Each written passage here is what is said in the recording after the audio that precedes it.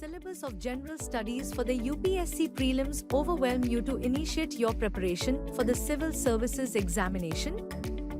Is your apprehension and self-doubt coming in the way of your success in joining the Civil Services?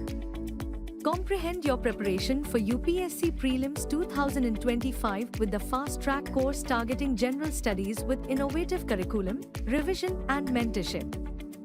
Starting from 19th November at 1 p.m, the course offers coverage of UPSC GS Prelims subjects, dedicated mentorship support and guidance for performance maximization, access to PT 365 classes for current affairs preparation, sectional mini tests for regular assessment and performance, personalized student portal to access study material, access to live and online classes.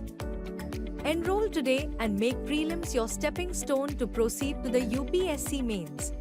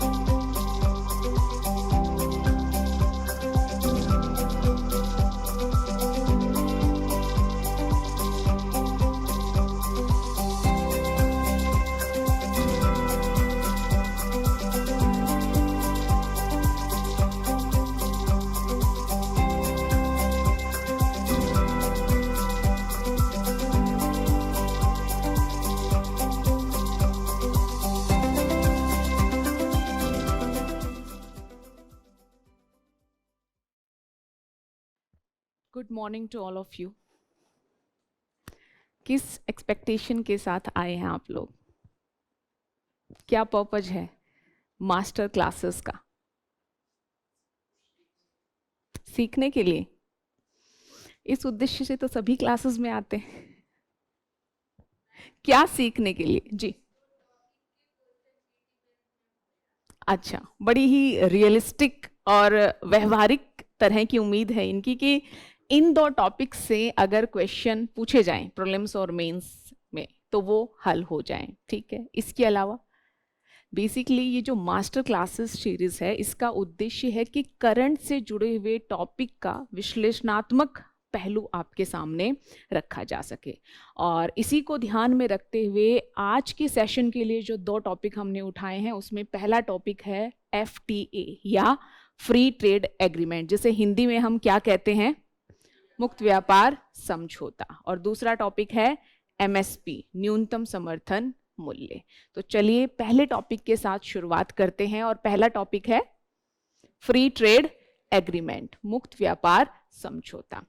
इससे पहले कि मैं session की शुरुआत करूं और इस topic के बारे में हम डिटेल में बात करें, सबसे पहले मैं आपसे जानना चाहूंगी कि अभी तक फ्री ट्रेड एग्रीमेंट्स के बारे में आप लोगों की जानकारी और समझ क्या है? पढ़ा है क्लासेस में, करंट अफेयर में भी चर्चा में रहता है, क्या कुछ पढ़ा है?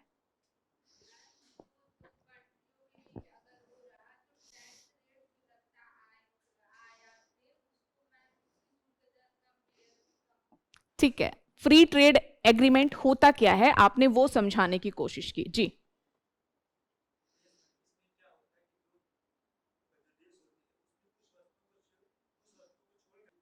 ठीक है, ठीक है। कुछ वस्तुओं को छोड़कर अन्य के संदर्भ में समझौता होता है कि हम अपनी शुल्क दरों को कम करेंगे या धीरे धीरे समाप्त करेंगे।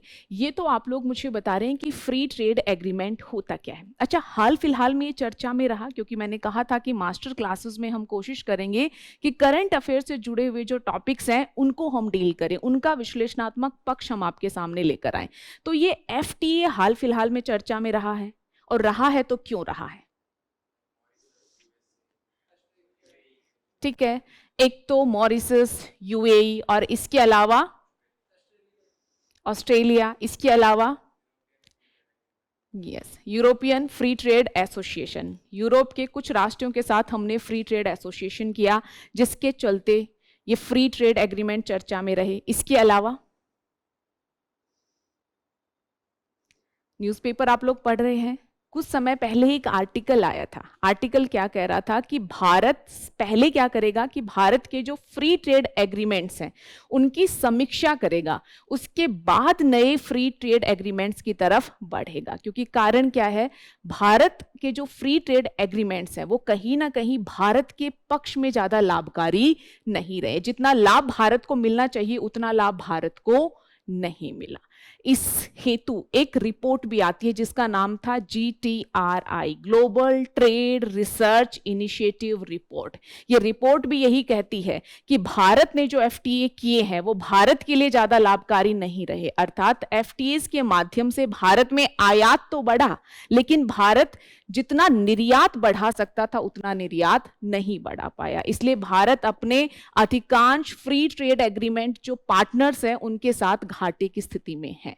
ऐसे अनेक कारण रहे जिसके चलते आप देखोगे पिछले कुछ समय में फ्री ट्रेड एग्रीमेंट्स बार बार चर्चा में आए, और इन कारणों से फ्री ट्रेड एग्रीमेंट चर्चा में आया। इसलिए फ्री ट्रेड एग्रीमेंट हमारे लिए एग्जाम पॉइंट ऑफ व्यू से भी जरूरी हो जाता है। ठीक है, क्लास कुछ इस प्रकार से रहेगी कि सबसे पहले हम क्लास में देखेंगे जो सबसे व्यवहारिक सा प्रश्न है कि आखिर फ्री ट्रेड एग्रीमेंट होते क्या है। दूसरा, फ्री ट्रेड एग्रीमेंट कोई भी राष्ट्र करता ही क्यों है, कोई तो महत्व होगा जिसके चलते फ्री ट्रेड एग्रीमेंट किए जाते हैं। उसके बाद मैंने सामान्यतः विद्यार्थियों में कुछ भ्रम देखे हैं। क्या ये फ्री ट्रेड एग्रीमेंट सिर्फ गुड्स को या वस्तुओं को कवर करते हैं या सेवाओं को भी कवर करते हैं, या सिर्फ वस्तु और सेवाओं तक सीमित है, या इसके अलावा कुछ और चीजें भी हैं जो इनमें कवर होती हैं। दूसरा, क्या सभी वस्तुओं या सेवाओं के संदर्भ में जो शुल्क है वो पूर्णतः समाप्त हो जाता है? क्या कोई शुल्क ही नहीं लगता फ्री ट्रेड एग्रीमेंट में? अगर हम जीरो कस्टम ड्यूटी वाली गुड्स या सर्विसेज जिन्हें कहते हैं, क्या उन पे कोई शुल्क नहीं लगता? क्या पूर्णतः शुल्क माफ हो जाता है? अच्छा, अगर फ्री ट्रेड एग्रीमेंट की हम बात कर रहे हैं तो WTO के तहत हम MFN का नाम सुनते हैं, most favoured Nations, national treatment जैसी टर्म्स आपने सुनी होगी। अगर FTA का कंसेप्ट है तो ये MFN क्या है, नेशनल ट्रीटमेंट जैसे कंसेप्ट क्या है, और इनमें क्या डिफरेंस है? तो सबसे पहले तो ये सारे बेसिक से प्रश्न जो अभ्यर्थियों को सबसे ज्यादा कंफ्यूज करते हैं उनका उत्तर हम खोजेंगे, और उसके बाद हम अलग अलग तरह के फ्री ट्रेड एग्रीमेंट्स की बात करेंगे। हम समीक्षा करेंगे कि फ्री ट्रेड एग्रीमेंट्स के संदर्भ में भारत की स्थिति क्या रही, भारत को क्या लाभ मिले हैं, क्या भारत के सामने चुनौतियां हैं, और क्या हमारे लिए वे फॉरवर्ड हो सकता है कि हम इन फ्री ट्रेड एग्रीमेंट से अधिकतम लाभ प्राप्त कर पाए। ये हमारा जो सेशन का पहला टॉपिक है फ्री ट्रेड एग्रीमेंट, उसकी स्ट्रक्चरिंग रहेगी। किसी को कोई डाउट? चलिए ठीक है, इसी के साथ शुरुआत करते हैं और सबसे पहले देखते हैं कि आखिर फ्री ट्रेड एग्रीमेंट होता क्या है। कुछ लोगों ने FTA को डिफाइन करने की कोशिश की, कुछ और लोग कोशिश करना चाहेंगे, बताना चाहेंगे कि फ्री ट्रेड एग्रीमेंट या मुक्त व्यापार समझौता आखिर होता क्या है। क्या है मुक्त व्यापार समझौता? एक ऐसा समझौता है जिसमें दो या दो से अधिक राष्ट्र एक दूसरे के संदर्भ में जो व्यापार बाधाएं होती है, और व्यापार बाधाएं क्या है? आयात और निर्यात को लेकर बाधाएं, जिसमें हम शुल्क लगाते हैं, गैर प्रशुल्क बाधाएं होती हैं, उनको कम या धीरे धीरे समाप्त करने की कोशिश करते हैं। इस तरह के समझौते को हम किस नाम से जानते हैं? फ्री ट्रेड एग्रीमेंट के नाम से जानते हैं। जैसे भारत ने आसियान कंट्रीज के साथ फ्री ट्रेड एग्रीमेंट किया हुआ है, भारत का इसी तरह का एग्रीमेंट जापान के साथ है, दक्षिणी कोरिया के साथ है, और हाल फिलहाल में आप ही ने बताया कि भारत ने इस तरह का एग्रीमेंट किस किस के साथ किया है, यूएई के साथ किया है और मॉरिशस के साथ किया है, और यूरोप के कुछ राष्ट्रों के साथ भी किया है, जिसे यूरोपियन फ्री ट्रेड एसोसिएशन के नाम से जाना जाता है। तो सिंपली समझ में आया कि फ्री ट्रेड एग्रीमेंट क्या है, कि दो राष्ट्र या दो से अधिक राष्ट्र आपस में समझौता करते हैं और क्या प्रतिबद्धता दिखाते हैं कि देखिए एक दूसरे के प्रति जो व्यापार बाधाएं हैं, और ध्यान रहे व्यापार बाधाओं में किस तरह की व्यापार बाधाएं होती हैं, प्रशुल्क और गैर प्रशुल्क, दोनों तरह की बाधाओं को हम एक दूसरे के प्रति कम करेंगे। प्रशुल्क बाधाएं क्या होती हैं वैसे, टैरिफ। आप देखोगे आपकी यहां कोई वस्तु अगर आयात की जाती है तो उस पर आयात शुल्क लगता है ना, बेसिक कस्टम ड्यूटी के नाम से जिसे हम जानते हैं। उसके अलावा भी और बहुत सारी ड्यूटी लगती हैं, हैंडलिंग फी लगती है, आप देखोगे जो है कंपनसेशन सेस हम लगाते हैं, अलग अलग तरह की इस तरह की शुल्क दरें हम लगाते हैं। तो मोटा मोटा हम बात करते हैं कि जो प्रशुल्क दरें हैं वो हम कम करेंगे, या कुछ वस्तुएं या सेवाओं के संदर्भ में हम उन्हें समाप्त भी कर सकते हैं, जीरो भी कर सकते हैं। और दूसरा, गैर प्रशुल्क बाधाएं, नॉन टैरिफ बैरियर के नाम से जिन्हें हम जानते हैं। क्या होती है नॉन टैरिफ बैरियर, जिन्हें हम टेक्निकल और सैनिटरी एवं फोटो सैनिटरी बाधाओं में डिवाइड करके पढ़ते हैं। ये टर्म सुनी है, WTO पढ़ा है। क्या है technical barriers, technical barriers to trade और सैनिटरी एवं फोटो सैनिटरी बैरियर्स। क्या है ये टेक्निकल बैरियर, क्या होती है? देखिए प्रशुल्क बाधाएं तो ज्यादा नहीं है, लेकिन अगर कोई राष्ट्र ये कहे कि देखिए अगर आपका प्रोडक्ट इस क्वालिटी का है, इस तरह की पैकेजिंग है, इतना भार है, ये सारा प्रोसीजर फॉलो करता है, तो ही आपका प्रोडक्ट हमारे यहाँ आ सकता है, अन्यथा नहीं हम इंपोर्ट करेंगे। तो इस तरह की बाधाएं क्या हो गई, टेक्निकल बाधाएं। और सैनिटरी और फोटो सैनिटरी मतलब स्वच्छता एवं पादप स्वच्छता संबंधी बाधाएं। हम आपके प्रोडक्ट को अपने यहां इन आधारों पर अस्वीकार कर सकते हैं आने से कि आपका प्रोडक्ट हमारे यहां ह्यूमन लाइफ, एनिमल लाइफ और हमारे यहां जो पादप लाइफ है उसे नकारात्मक ढंग से प्रभावित कर सकता है। जैसे बहुत सारी ड्रग्स हैं, कोई भी राष्ट्र हमारे यहाँ से इंपोर्ट करने से मना कर सकता है अगर उसे लगे कि हमारी दवाओं में कुछ ऐसा है जो वहाँ की ह्यूमन लाइफ, एनिमल लाइफ या प्लांट लाइफ के लिए हार्मफुल हो सकता है। तो दोनों तरह की बाधाएं होती हैं व्यापार में। ध्यान रखना, सिर्फ टैरिफ बाधाएं नहीं होती, नॉन टैरिफ बाधाएं भी होती हैं कि आपने कोटा लगा दिया कि देखिए इस राष्ट्र से हम सिर्फ इतना ही आयात करेंगे। दूसरा, आपने टेक्निकल बैरियर लगा दी कि आपका प्रोडक्ट पैकेजिंग इस प्रकार की होनी चाहिए, साइज ये होना चाहिए, वेट ये होना चाहिए, तभी हम आपका प्रोडक्ट अपने यहाँ आने देंगे। या फिर हम ये भी कह सकते हैं कि आपका ये जो अमुक प्रोडक्ट है हमारे यहाँ मानव जीवन, वनस्पति जीवन और प्राणी जीवन के लिए हानिकारक हो सकता है, इसलिए हम आपके इस प्रोडक्ट को स्वीकार नहीं करेंगे। तो फ्री ट्रेड एग्रीमेंट में हम क्या करते हैं, टैरिफ और नॉन टैरिफ बैरियर, वो डिपेंड करता है कि किस राष्ट्र के साथ हमारा किस तरह का समझौता हुआ है, उनको तुलनात्मक रूप से कम करने की या धीरे धीरे समाप्त करने की कोशिश करते हैं ताकि राष्ट्रों के बीच व्यापार बढ़ पाए, आयात निर्यात को लेकर जो बाधाएं हैं वो कम हो पाए। क्लियर हुआ फ्री ट्रेड एग्रीमेंट क्या है? चलिए अब अगला महत्वपूर्ण प्रश्न यहां पर यह है कि आखिर राष्ट्र फ्री ट्रेड एग्रीमेंट करते ही क्यों हैं? क्यों? कुछ हद तक तो आपको इस प्रश्न का उत्तर मिला होगा। क्यों करते हैं फ्री ट्रेड एग्रीमेंट? व्यापार बढ़ाने के लिए। आपको अगर आपने पढ़ा है तो आपको याद होगा डेविड रिकार्डो की एक पुस्तक आती है, पुस्तक का नाम था on the principle of political economy और टैक्सेशन। इस पुस्तक के माध्यम से डेविड रिकार्डो के द्वारा 1817 में एक आइडिया दिया गया और यह आइडिया काफी पॉपुलर होता है, काफी प्रसिद्धि हासिल करता है।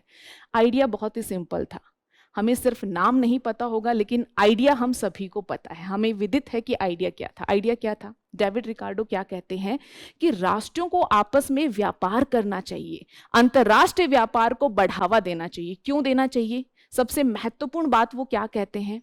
स्पेशलाइजेशन के लिए। हर एक राष्ट्र के पास कुछ विशेष तरह का ज्ञान है, विशेष तरह का कौशल है और विशेष तरह के संसाधन है। उस राष्ट्र को उन्हीं पर फोकस करना चाहिए, क्योंकि उस राष्ट्र की एक्सपर्टीज उन्हीं संसाधनों, उसी तरह के ज्ञान या कौशल के संदर्भ में है।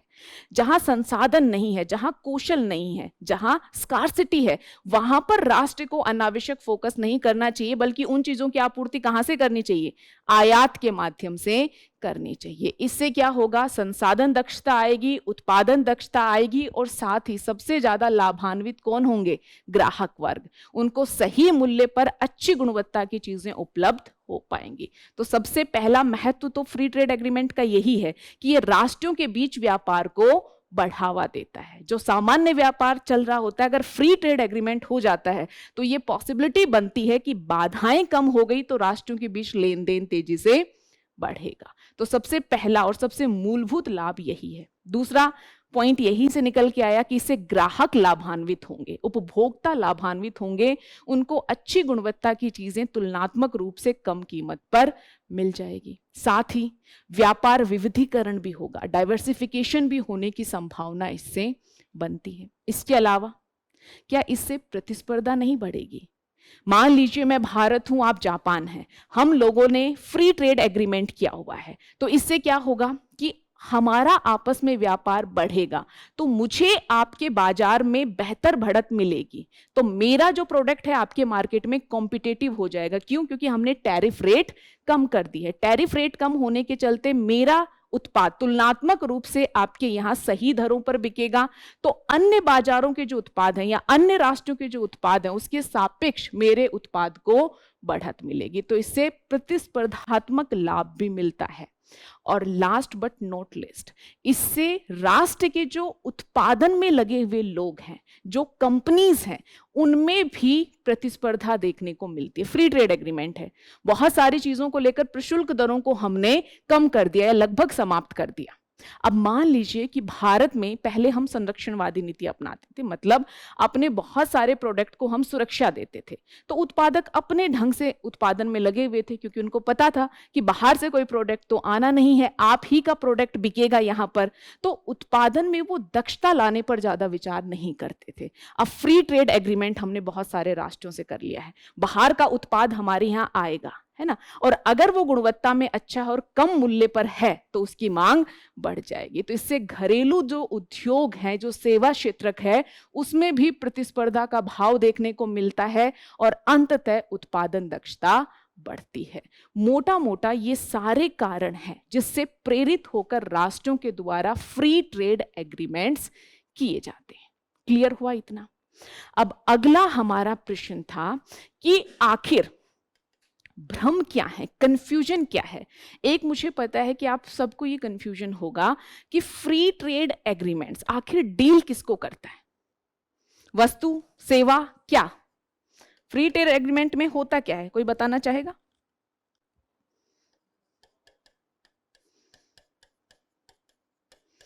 सिर्फ वस्तु, सिर्फ सेवा, या प्लस प्लस प्लस कुछ और भी है? बिल्कुल, ये जो नेगोशिएशंस हुई हैं उस पर डिपेंड करता है कि आपने सिर्फ वस्तुओं को कंसीडर किया है, आपने वस्तु सेवा दोनों को कंसीडर किया है, या आपका जो समझौता है वो इससे भी ज्यादा कॉम्प्रिहेंसिव या व्यापक है। अब इससे भी ज्यादा कॉम्प्रिहेंसिव और व्यापक में क्या हो सकता है? वस्तु और सेवा तो आ गई, और क्या बच गया? आपने डिस्प्यूट रेजोल्यूशन को लेकर कोई समझौता किया है? सरकार जो खरीद करती है, सरकारी खरीद, उसको लेकर आप लोगों ने कोई समझौता किया है? आपने इंटेलेक्चुअल प्रॉपर्टी राइट्स को लेकर कोई विशेष समझौता किया है? ऐसी और बहुत सारी चीजें होती हैं जो इस तरह के समझौतों का हिस्सा बन सकती है। ध्यान रहे, मैं बहुत क्लियर हूं, मैं नहीं कह रही कि हर समझौते में ये सारी चीजें शामिल हैं, लेकिन अगर राष्ट्र सहमत होते हैं तो सिर्फ वस्तु और सेवा के बियॉन्ड जो डिस्प्यूट अगर होता है, या फिर सरकारी खरीद, या फिर आईपीआर, और एक और इंपॉर्टेंट निवेश, इन सब पहलुओं को भी फ्री ट्रेड एग्रीमेंट में शामिल किया जा सकता है। ये डिपेंड करता है कि राष्ट्रों के बीच किस तरह की नेगोशिएशन हुई है या किस तरह का समझौता हुआ है। तो आपको ये नहीं सोचना है कि अगर फ्री ट्रेड एग्रीमेंट है तो वो सिर्फ वस्तुओं को डील करता है या सिर्फ वस्तुएं ही सेवाएं होंगी, नहीं। जो भी जिस मामले में नेगोशिएशन हो वो कुछ भी हो सकता है। लाइक इन्वेस्टमेंट के बारे में बात कर सकते हैं। कुछ राष्ट्र जो है उनके साथ हम डिस्प्यूट, है ना, किसी मामले में अगर विवाद होता है तो विवाद समाधान को लेकर चीजें भी फ्री ट्रेड एग्रीमेंट में शामिल करते हैं। सरकार अगर खरीद करती है, ठीक है, समझौता है, निजी क्षेत्र काम कर रहा अपना, ठीक है, आयात शुल्क को लेकर हमने डील कर ली, लेकिन अगर सरकार खरीद करती है तो उसकी व्यवस्था क्या होगी, क्या उसके लिए भी प्रोविजन इंक्लूड किए हैं? तो बिल्कुल हम इंक्लूड कर सकते हैं। इंटेलेक्चुअल प्रॉपर्टी राइट को लेकर क्या व्यवस्था होगी, इसके लिए भी हम नियम इंक्लूड कर सकते हैं। और साथ ही ओरिजिन का सिद्धांत, रूल ऑफ ओरिजिन सुना है? रूल ऑफ ओरिजिन, ये सारी चीजें हैं जिनके बारे में हम फ्री ट्रेड एग्रीमेंट्स में प्रावधान कर सकते हैं। ध्यान रहे ये डिपेंड करता है कि किस राष्ट्र के साथ हमारी किस प्रकार की नेगोशिएशन हुई है। जैसे अगर मैं एग्जांपल दूं, हम आसियान कंट्रीज के साथ फ्री ट्रेड एग्रीमेंट साइन करते हैं 2010 में। उनके साथ जो फ्री ट्रेड एग्रीमेंट 2010 में साइन हुआ वो मूलतः किसके लिए था?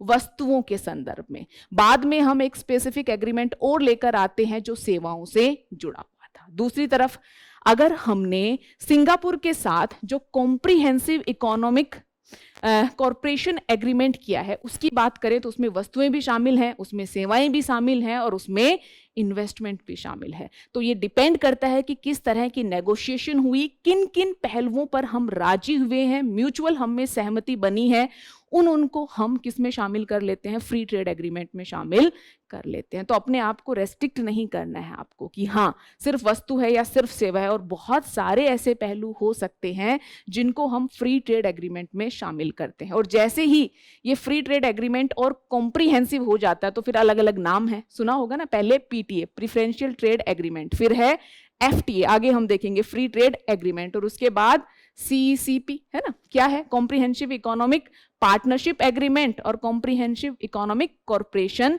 एग्रीमेंट। जब और व्यापक हो जाता है तो नाम क्या हो जाता है? Comprehensive economic partnership agreement, CEPA और सीईसीके, है ना। तो पहला जो भ्रम था उसका निवारण हुआ। अब इस भ्रम निवारण के दौर में एक term I, rule of origin. जान ले से क्या होता है? कोई जानता है रूल ऑफ ओरिजिन क्या है? बताइए।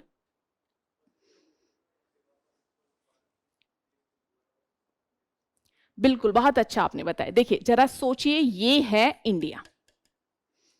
इंडिया ने सिंगापुर के साथ क्या साइन किया है? फ्री ट्रेड एग्रीमेंट, जिसे हम स्पेसिफिकली कहते हैं कॉम्प्रिहेंसिव इकोनॉमिक कॉर्पोरेशन एग्रीमेंट, ठीक है। अब जरा सोचिए, हमने सिंगापुर को यह अनुमति दी है कि देखिए आपकी अमुक वस्तुएं और सेवाएं हमारे यहां तुलनात्मक रूप में कम रेट पर आ सकती है। कुछ मामलों में तो हमने शुल्क दरों को 0 भी कर दिया है। लेकिन ये कहां से एंश्योर होगा कि सिंगापुर से जो चीजें आ रही हैं वो सिंगापुर में ही उत्पादित हैं? हमने तो एग्रीमेंट इसलिए किया है ना कि ठीक है आपके यहाँ जो उत्पादित वस्तुएं हैं अगर हमारी सीमाओं में प्रवेश करती हैं तो जो सीमा शुल्क लगता है हम उसमें कटौती करेंगे, या कुछ चीजों में वो 0 भी हो सकता है। लेकिन हम कैसे इंश्योर करेंगे कि जो चीज को लेकर हम इस तरह की रियायत दे रहे हैं उस वस्तु या उस सेवा का उत्पादन सिंगापुर में ही हुआ है? ये भी तो हो सकता है कि चाइना की वस्तुएं पहले सिंगापुर जा रही और यहां से रीरूट करके भारत पहुंच जाए, बट हम चाइना को तो इस तरह का कोई कंसेशन नहीं दे रहे हैं। तो नियम तो ये कहता है कि चाइना या चीन को इस तरह का लाभ नहीं मिलना चाहिए, यही नियम कहता है ना।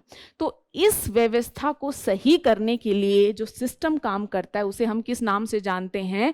रूल ऑफ ओरिजिन के नाम से जानते हैं। ये क्या कहता है कि देखिए ये वस्तु आपके यहाँ उत्पादित है, इस चीज को प्रमाणित करने के लिए आपको हमें प्रमाण पत्र या सर्टिफिकेट देना पड़ेगा, और जब आपका सर्टिफिकेट हम रिसीव करेंगे तब हम इस बात पर सहमत होंगे कि देखिए ये जो वस्तु या सेवा आप भेज रहे हैं चाइना या किसी भी XYZ कंट्री से नहीं आई बल्कि आपके यहाँ से ही उत्पादित है। तो इन चीजों को जब हम इंश्योर करते हैं तो उसके लिए टर्म यूज होती है रूल ऑफ ओरिजिन। और आप लोगों को याद होगा अगर आप करंट अफेयर पढ़ रहे हैं तो कुछ समय पहले रूल ऑफ ओरिजिन को लेकर हम रूल्स लेकर आए थे और ये कुछ समय पहले था 2020 में। ये रूल्स काफ़ी चर्चा में रहे थे, इन्हें भी मैं थोड़ी देर बाद बताऊंगी। As of now rule of origin का अर्थ समझ में आया कि आपके यहाँ उत्पादित हुआ है, ये आपको इंश्योर करना पड़ेगा।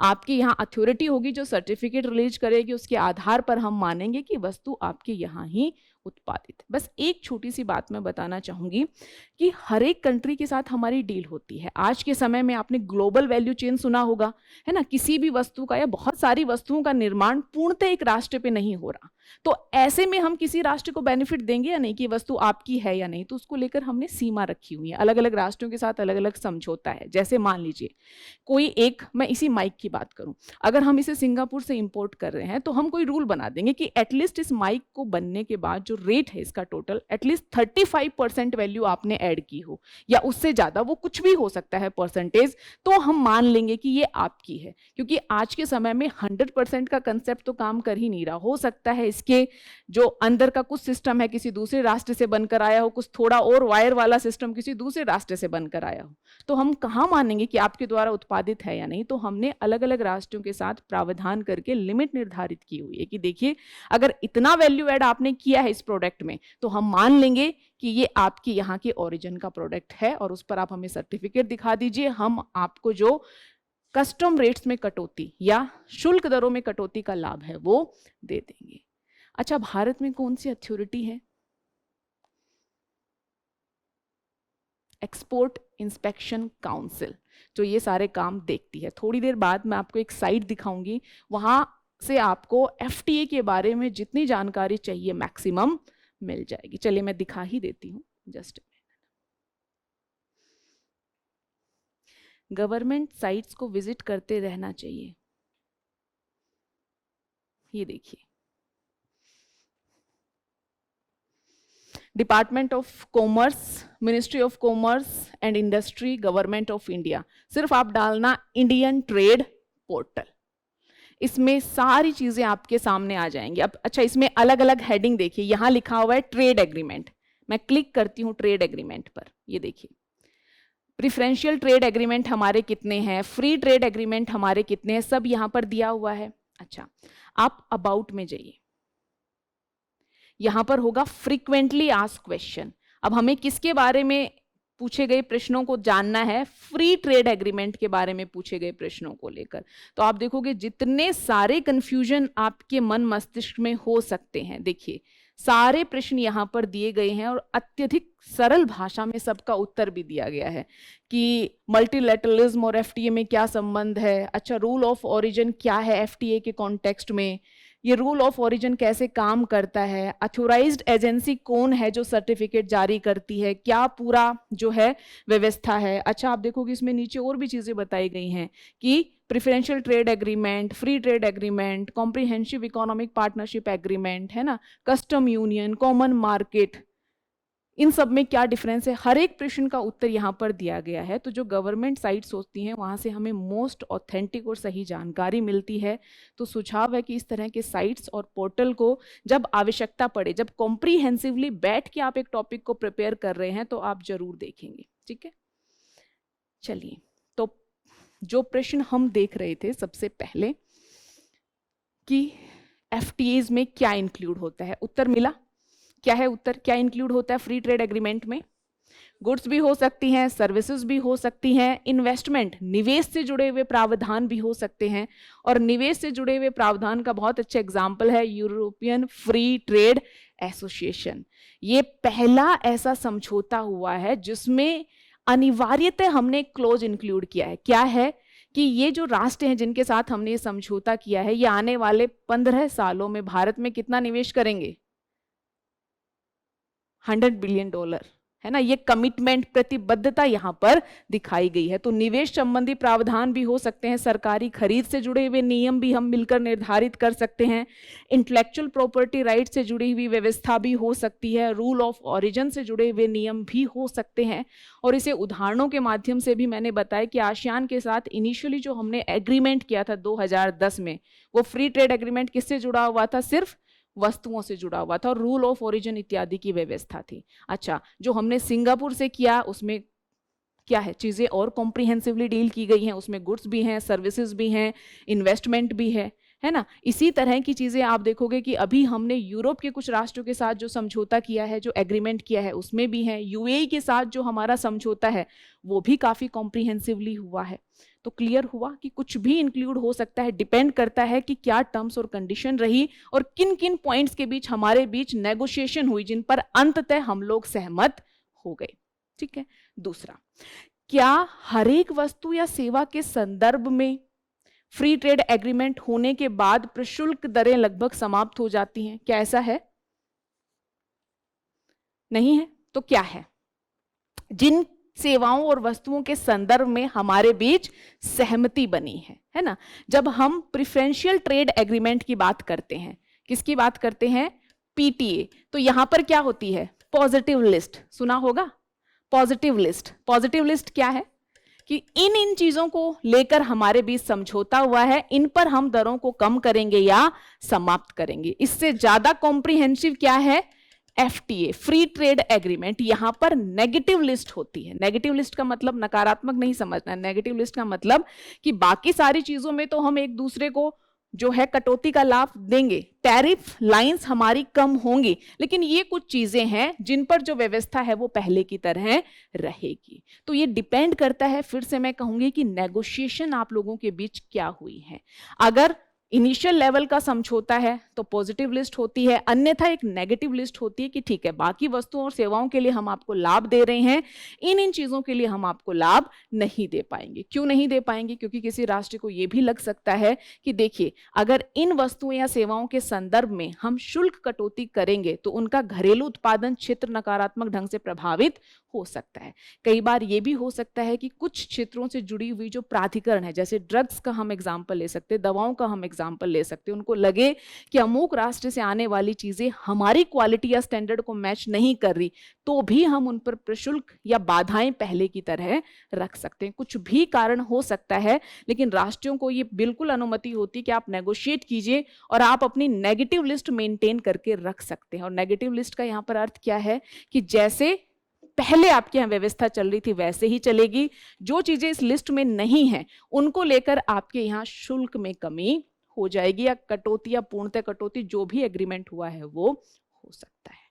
तीसरा जो भ्रम रहता है, तीसरा भ्रम, पहला था क्या इंक्लूड होता है, दूसरा क्या सभी वस्तुओं और सेवाओं को लेकर लाभ मिलेगा, और तीसरा क्या जीरो टैक्स का मतलब ये है कि जो शुल्क है वो पूर्णतः समाप्त हो जाएंगे। जी,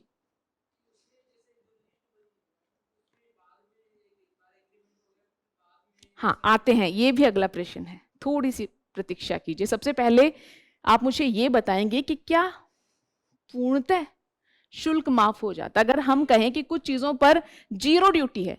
एक तो है कि ठीक है, कुछ पे हमने ड्यूटी रेट कम कर दी, कुछ आइटम्स के संदर्भ में हमने कहा कि जीरो ड्यूटी, अब कोई ड्यूटी लगेगी ही नहीं, तो क्या उन वस्तुओं पर कोई और शुल्क नहीं लगता? ध्यान रहे कि हम बेसिक कस्टम ड्यूटी को जीरो करते हैं, लेकिन उस बेसिक कस्टम ड्यूटी के अलावा भी और बहुत तरह की ड्यूटी और शुल्क होते हैं जो आयातित वस्तुओं पर लगते हैं, जैसे जीएसटी। अब वो तो चाहे आयातित है या घरेलू है, हर एक वस्तु पर आपको देना ही पड़ेगा जहां उसका कंजम्पशन हो रहा है, जीएसटी उसके प्राइस में ऐड होगा ही होगा। कई बार हम सेफगार्ड ड्यूटी भी लगाते हैं। सेफगार्ड ड्यूटी क्यों लगाते हैं? कोई एक उत्पाद आ रहा है, अगर वो उत्पाद हमारे बाजार में सस्ते दरों पर पहुंच गया तो हमारे घरेलू उत्पादक पूर्णतः बर्बाद हो सकते हैं। उनको बचाने के लिए हम सेफगार्ड ड्यूटी लगा देते हैं। हम एंटी डंपिंग ड्यूटी भी लगाते हैं। क्यों लगाते हैं? कई बार क्या देखा जाता है, एंटी डंपिंग ड्यूटी क्या होती है? एक काउंटरवेलिंग ड्यूटी होती है, एक एंटी डंपिंग ड्यूटी होती है। क्या डिफरेंस है दोनों में?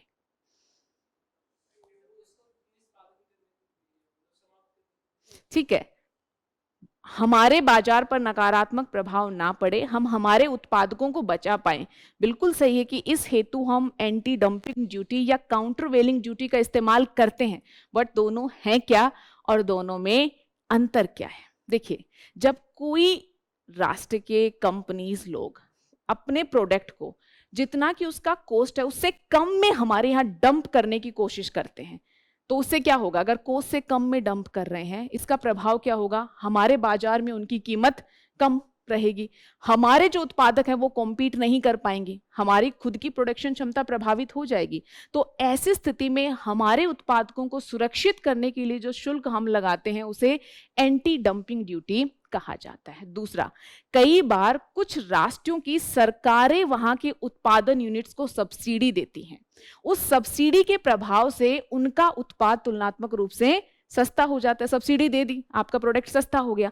अब वो सस्ता उत्पाद अगर हमारे बाजार में प्रवेश करेगा तो क्या हमारे प्रोडक्ट कॉम्पीट कर पाएंगे? नहीं कर पाएंगे। तो इस तरह के प्रभाव को निरस्त करने के लिए हम कुछ अतिरिक्त शुल्क लगाते हैं, उसे हम किस नाम से जानते हैं?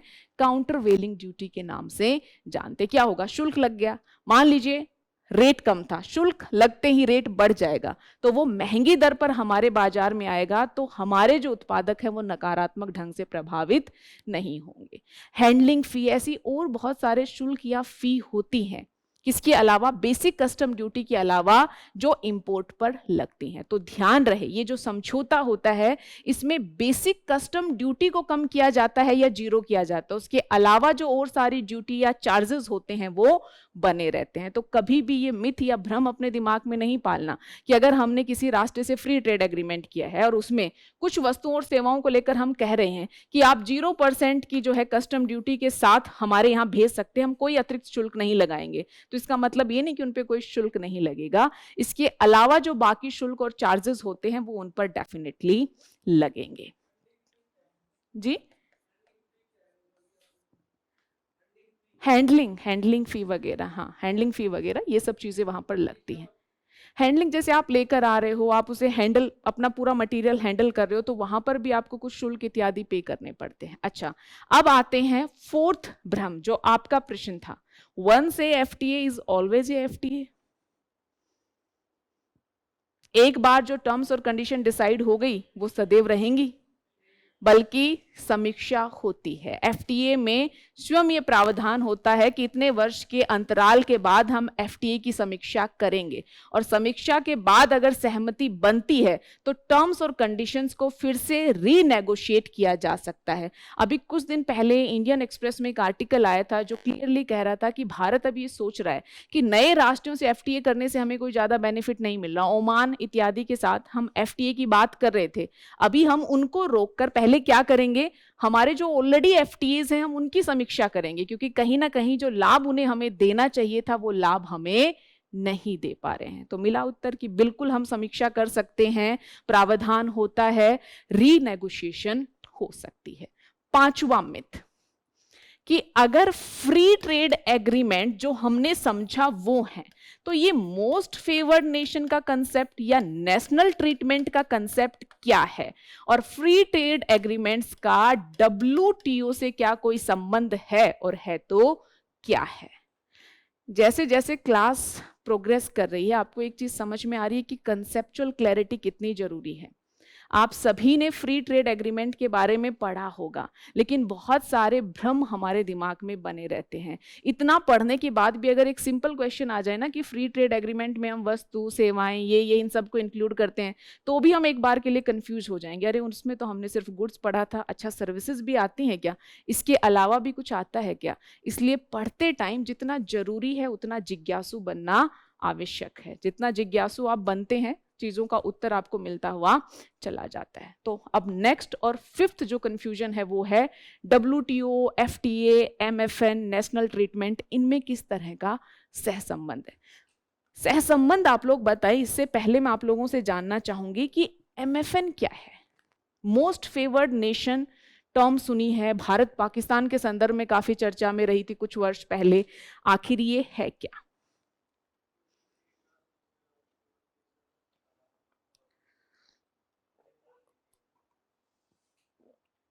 देखिए डब्ल्यूटीओ क्या करता है, कुछ हद तक सही है, अभी आप समझ पाएंगे कि अंतर क्या था।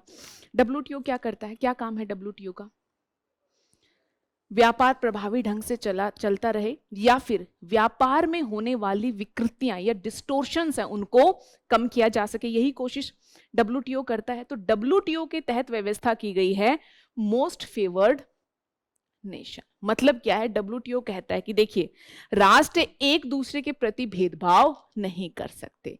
आपने जो लाभ एक राष्ट्र को दिया है, आपको वो लाभ डब्ल्यूटीओ के सभी मेंबर राष्ट्रों को देना पड़ेगा। इसी कंसेप्ट को हम जानते हैं मोस्ट फेवर्ड नेशन के नाम से, है ना। कि मान लीजिए हम सब डब्ल्यूटीओ के मेंबर हैं, मैंने इनको एक लाभ दिया कि ठीक है, आपको लेकर मैं इतनी इतनी अपनी इन दरों में कटौती कर रही हूं, तो डब्ल्यूटीओ का मेंबर होने के नाते मुझे वो लाभ आप सबको देना पड़ेगा। मैं किसी के साथ डिस्क्रिमिनेट नहीं कर सकती। ये है एमएफएन। मैं जानती हूं काफी सारे प्रश्न उठ रहे होंगे कि अगर एमएफएन का प्रोविजन ये कहता है तो फिर फ्री ट्रेड एग्रीमेंट कैसे पॉसिबल है ना।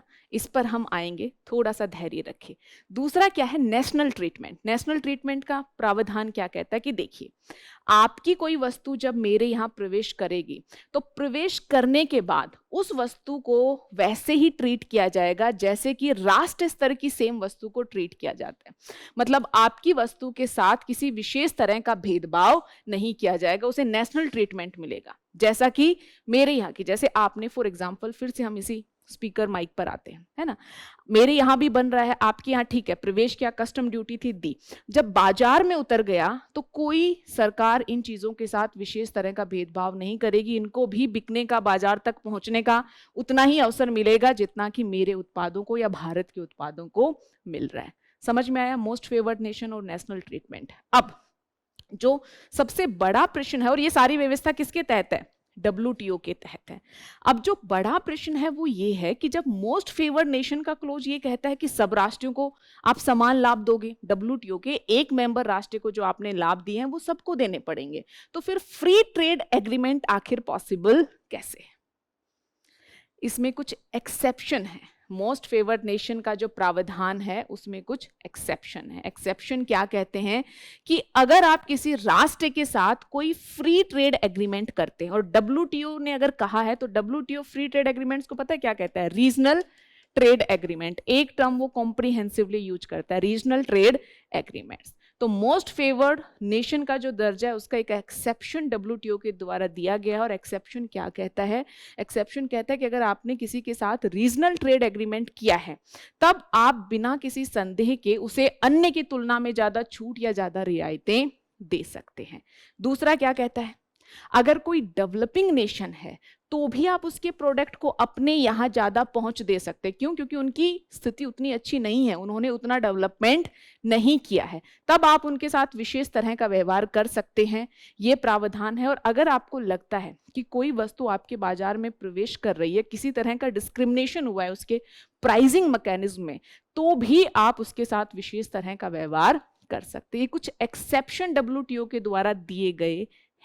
तो क्या समझ में आया, एमएफएन क्या है, नेशनल ट्रीटमेंट क्या है। और जब एमएफएन का आइडिया कहता है कि राष्ट्रों के साथ डब्ल्यूटीओ मेंबर हैं, हम समान व्यवहार करना है, तो आखिर हम फ्री ट्रेड एग्रीमेंट कर क्यों सकते हैं, क्यों अनुमति है? क्योंकि ये एक्सेप्शन डब्ल्यूटीओ ने दिया है कि अगर आप चाहो तो राष्ट्र या राष्ट्रों के समूह के साथ रीजनल ट्रेड एग्रीमेंट कर सकते हो, उनको अन्य की तुलना में विशेष छूट या रियायतें दे सकते हो। उसे हम मोस्ट फेवर्ड नेशन के रूल का उल्लंघन नहीं मानेंगे। ठीक है, तो ये जो रीजनल ट्रेड एग्रीमेंट्स है, ध्यान रहे, ये डब्ल्यूटीओ की छत्रछाया में नहीं होते, ये राष्ट्र आपस में बात करते हैं, नेगोशिएट करते हैं, तब ये रीजनल ट्रेड एग्रीमेंट या फ्री ट्रेड एग्रीमेंट्स होते हैं।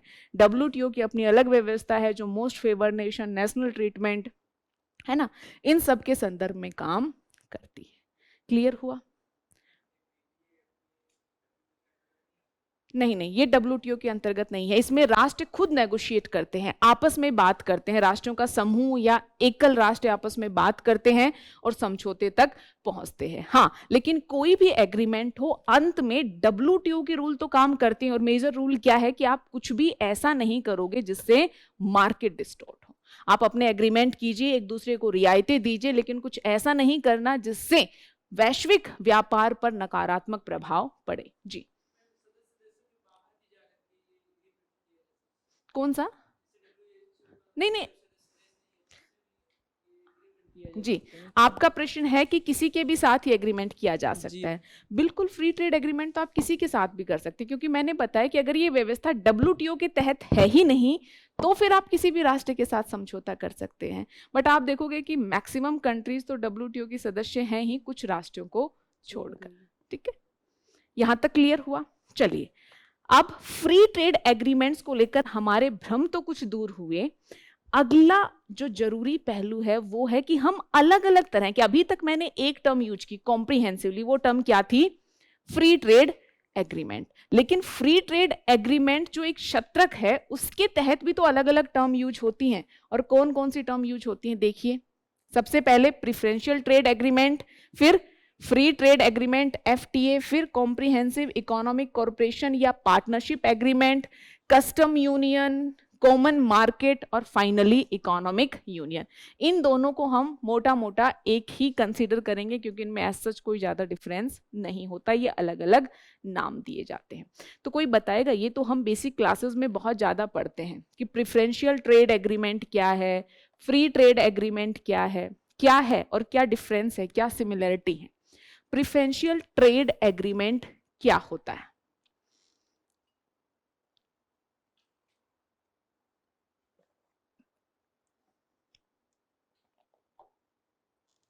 जी बताइए।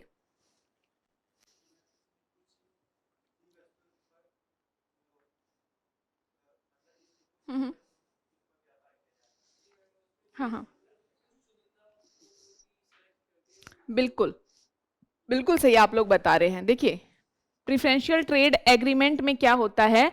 पॉजिटिव लिस्ट होती है। मेन यही है कि हमने कुछ ही चीजों को सेलेक्ट किया है, उन्हीं के संदर्भ में एक दूसरे को शुल्क कटौती का लाभ देंगे। अन्य के संदर्भ में व्यवस्था जैसे पहले चली आ रही थी वैसे ही चली आएगी। तो आप देखोगे तुलनात्मक रूप से ये सबसे संकीर्ण है। जैसे जैसे साइकिल बड़ा होता जा रहा है, मतलब नीचे वाली चीजें तो इंक्लूड हैं ही, कुछ और ऊपर की चीजें इंक्लूड होती जा रही हैं। और इनके डिफरेंस को पढ़ने का सबसे आसान तरीका ये डायग्राम है। आपको कुछ नहीं करना, ये डायग्राम आप बनाना आराम से, और यहां पर एक एक के साथ एरो लगाकर इनका जो डिफरेंस है सिर्फ इसे की पॉइंट्स में आपको लिखते चले जाना है। आपका पूरा अंतर क्लियर हो जाएगा, कुछ रटने या याद करने की आवश्यकता नहीं है। सबसे पहले है प्रिफरेंशियल ट्रेड एग्रीमेंट। इसमें हम क्या करते हैं? पॉजिटिव लिस्ट की। देखिए, ये कुछ 10 20 30 40 चीजें हैं जिनको लेकर हम एक दूसरे को लाभ देंगे। बाकी जो मेजर इकोनॉमी में लेन देन हो रहा था वो वैसे ही होगा, व्यापार आयात निर्यात वैसे ही होगा जैसे पहले हो रहा था। और इसका बेस्ट एग्जाम्पल है इंडिया मर्कोसुर PTA। इंडिया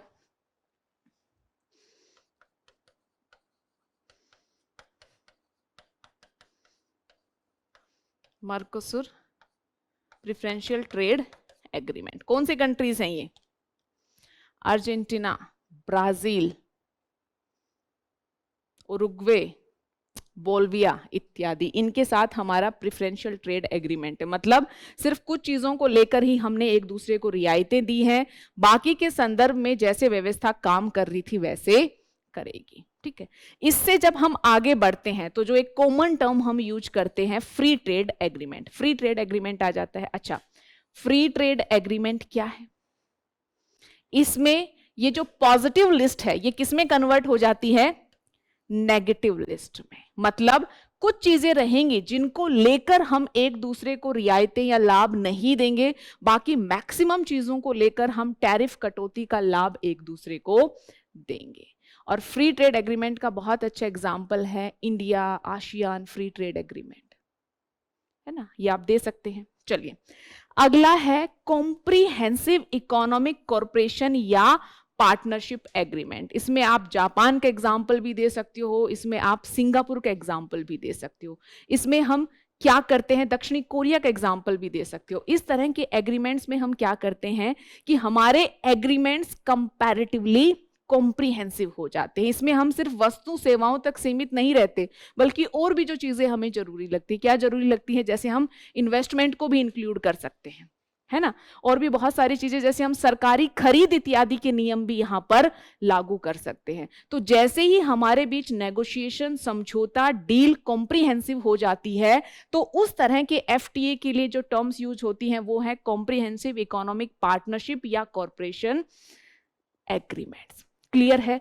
एक चीज ध्यान रखना इन तीनों के लेवल तक, जिन राष्ट्रों के साथ हमने समझौता किया है, क्या ये राष्ट्र शेष विश्व के साथ भी कॉमन टैरिफ रूल फॉलो करेंगे? लाइक मान लीजिए मेरा इन्हीं से समझौता हुआ, हमारा पीटीए हुआ, एफटीए हुआ या कॉम्प्रिहेंसिव इकोनॉमिक कॉर्पोरेशन एग्रीमेंट हुआ, तो ये जब उनके साथ व्यापार करेंगी या मैं जब उनके साथ व्यापार करूंगी, तो क्या हम कॉमन टैरिफ रूल फॉलो करेंगे? हम बैठकर निर्धारित करेंगे कि देखिए शेष विश्व के साथ, इस राष्ट्र के साथ हम दोनों के टैरिफ ये होंगे, इस राष्ट्र के साथ ही होंगे, ऐसा होगा नहीं। ये कहां से शुरू हो जाता है?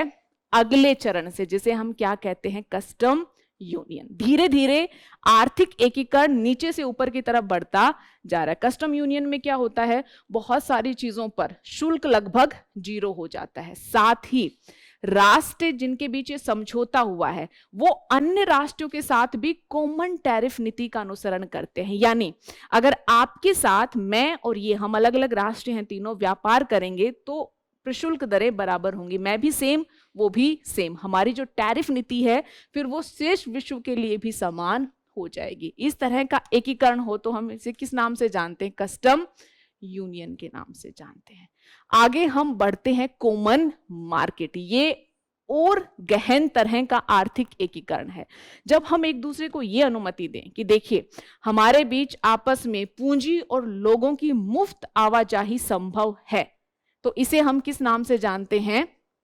कॉमन मार्केट के नाम से। जैसे यूरोपियन कॉमन मार्केट इसका बहुत अच्छा एग्जाम्पल है। अब अगर हम लोगों की मुक्त आवाजाही तक ही सीमित ना रहें बल्कि इसके भी बियॉन्ड जाकर हम एक दूसरे के साथ इस ढंग से एकीकृत हों कि हमारी राजकोषीय नीति, हमारी मौद्रिक नीति इत्यादि भी संयुक्त हो जाए, तो इस तरह के एकीकरण को हम इकोनॉमिक यूनियन के नाम से जानते हैं। और इसका एग्जाम्पल क्या है? European union.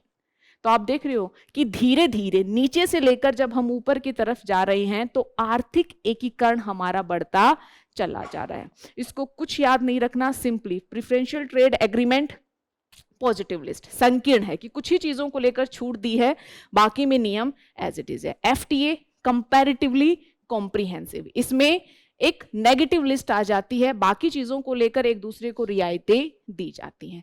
Comprehensive economic partnership या कॉर्पोरेशन, इसमें एग्रीमेंट और भी व्यापक हो जाता है। इन्वेस्टमेंट हमने इंक्लूड कर लिया, गवर्नमेंट खरीद और बहुत सारी चीजों पर हम एक दूसरे को लाभ देने की या एक दूसरे के बीच सहमति बनाने की कोशिश करते हैं। कस्टम यूनियन, जब रेस्ट ऑफ वर्ल्ड, शेष विश्व के संदर्भ में भी हमारी टैरिफ नीति एक जैसी हो जाए तो हम क्या कहेंगे कि हम क्या बन गए हैं? Custom union. कॉमन मार्केट, जब पूंजी लोगों का, है ना, वित्त लोगों का मुक्त आवाजाही संभव हो, कोई रूल रेगुलेशन ज्यादा ना हो, बाधाएं ना हो, तो हम क्या कहेंगे? क्या है वो? Common market. और लास्ट में है इकोनॉमिक यूनियन, जब मौद्रिक, फिस्कल, इस तरह की नीतियां ही संयुक्त हो जाए, एक साथ मिलकर काम करें, तो इसके लिए टर्म यूज होती है इकोनॉमिक यूनियन। तो मोटा मोटा जब हम बात करते हैं तो सिंपल एक टर्म हम यूज करते हैं, फ्री ट्रेड एग्रीमेंट, या जब डब्ल्यूटीओ कहता है तो रीजनल ट्रेड एग्रीमेंट का नाम देता है। लेकिन इनमें भी आर्थिक एकीकरण कितना हो रहा है हमारा राष्ट्रों के साथ, इस संदर्भ में हमें अंतर देखने को मिलता है। ठीक है, हमने मूलभूत व्यवस्था को जान लिया, अब आते हैं करंट डेवलपमेंट पे, क्योंकि इन चीजों को जाने बिना करंट डेवलपमेंट को समझना मुश्किल था। क्या कोई ऐसा है जो ये कहता है कि वो न्यूज़पेपर पढ़ता है और मुझे बता सकता है कि भारत ने कितने एफटीए साइन किए हैं? लगभग कितने राष्ट्रों के साथ ये एफटीए हैं? भारत ने लगभग 14 राष्ट्र या राष्ट्रों के समूह के साथ एफटीए साइन किए हैं।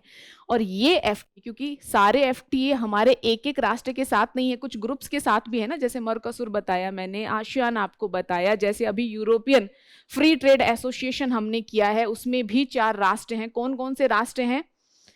आइसलैंड, नॉर्वे, स्विट्जरलैंड और लिंकेटेस्टाइन। ठीक है, ये सारे राष्ट्र इस एग्रीमेंट में इंक्लूड है। तो कुल मिलाकर 14 एफटीए है, लेकिन राष्ट्र लगभग 94 के आसपास है जिनके साथ हमने फ्री ट्रेड एग्रीमेंट किसी ना किसी रूप में साइन किए हुए हैं। इसके अलावा बहुत सारे ऐसे राष्ट्र या राष्ट्रों के समूह हैं जिनके साथ अभी हमारी नेगोशिएशन चल रही है, लेकिन किसी परिणाम तक हम नहीं पहुंच पाए। सबसे ज्यादा चर्चा में है यूके के साथ हमारी नेगोशिएशन। उम्मीद थी कि इस जनरल इलेक्शन से पहले बात बन जाएगी, लेकिन नहीं हो पाया। कनाडा, डिप्लोमेटिक रीजंस के चलते हमारी बातचीत नेगोशिएशन रुकी हुई है।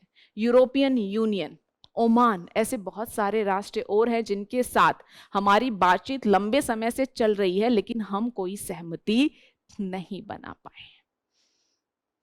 अच्छा, ये तो है मोटा मोटा कि हमारे यहाँ फ्री ट्रेड एग्रीमेंट्स की स्थिति क्या है। हमने देखा कि भारत में फ्री ट्रेड एग्रीमेंट की स्थिति क्या है, तो हमें समझ में आया कि लगभग 14 हमने फ्री ट्रेड एग्रीमेंट साइन किए हैं मोर देन 90+ कंट्रीज के साथ, और कुछ एग्रीमेंट अभी भी हैं जो नेगोशिएशन के दौर पर चल रहे हैं।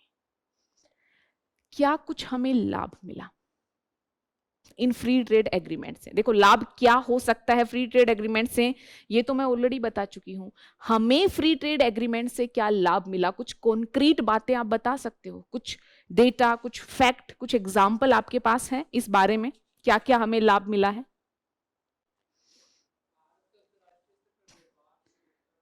ठीक है, व्यापार सुगमता बढ़ी है, हम तुलनात्मक रूप से आसानी से व्यापार कर पा रहे हैं, क्योंकि अगर हमने समझौता किया है तो टैरिफ रेट्स कम हुई है। इसका एक बहुत अच्छा एग्जाम्पल हमें देखने को मिलता है कि 2023 के आसपास भारत ने यूएई, संयुक्त अरब अमीरात के साथ मुक्त व्यापार समझौता किया, और ये समझौता होने के बाद हम देखते हैं कि यूएई के साथ हमारा जो एक्सपोर्ट है वो लगभग 11.8% बढ़ा है, जो कि एक अच्छा संकेतक है। आप बता सकते हो कि एक्सपोर्ट ग्रोथ यूएई के साथ समझौता होने के बाद 11.8% की रही है, और बहुत सारे वस्तु और सेवाओं के संदर्भ में जो टैरिफ रेट्स हैं वो काफी कम हो गई हैं।